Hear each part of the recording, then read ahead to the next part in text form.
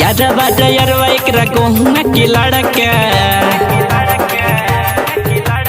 दोनों सामान एकर कोइले बाबाड़का एकरा घरवा के लोग नहीं बोले बोले बोले बोले मरवतिया छौड़ी देखा गावे गावे टोले टोले मरवतिया छौड़ी देखा गावे मोहल्ला या टोले टोले यादवा रे यारवा एकरा गहुआ के लड़का दोनों सामान एकर कोइले बाबाड़का आ एकरा घरवा के लोग नहीं बोले बोले बोले बोले मरवतिया छौड़ी देखा गावे गावे टोले टोले मरवतिया छौड़ी देखा गावे मोहल्ला या टोले टोले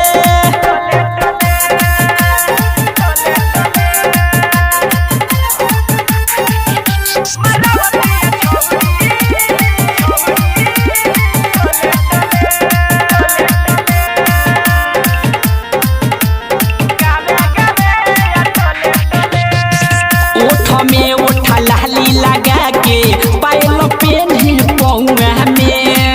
ऐठत बैठत जहले ई त पूर्व पश्चिम गौआ में रे भाई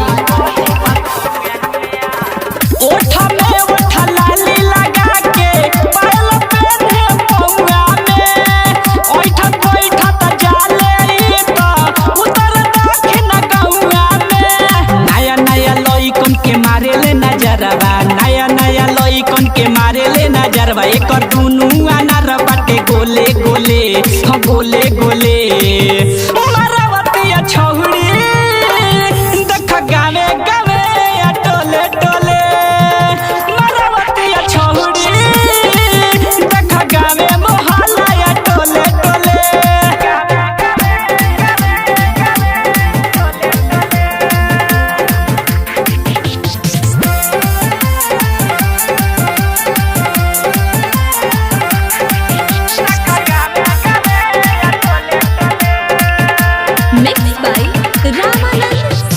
पप्पू पुजारी राजकुमार सुनल तू ठीक से पतरकी के चक्कर चलेला अशोक हयासी से पप्पू पुजारी राजकुमार सुनल तू ठीक से पतरकी के चक्कर चलेला अशोक हयासी से बड़ी चिकन सुनल कर बाटे गलिया पीरिंस राकेश कहे एकरा के मोलिया बिकी जवानी बा पोरे पोरे ह पोरे पोरे ह पोरे पोरे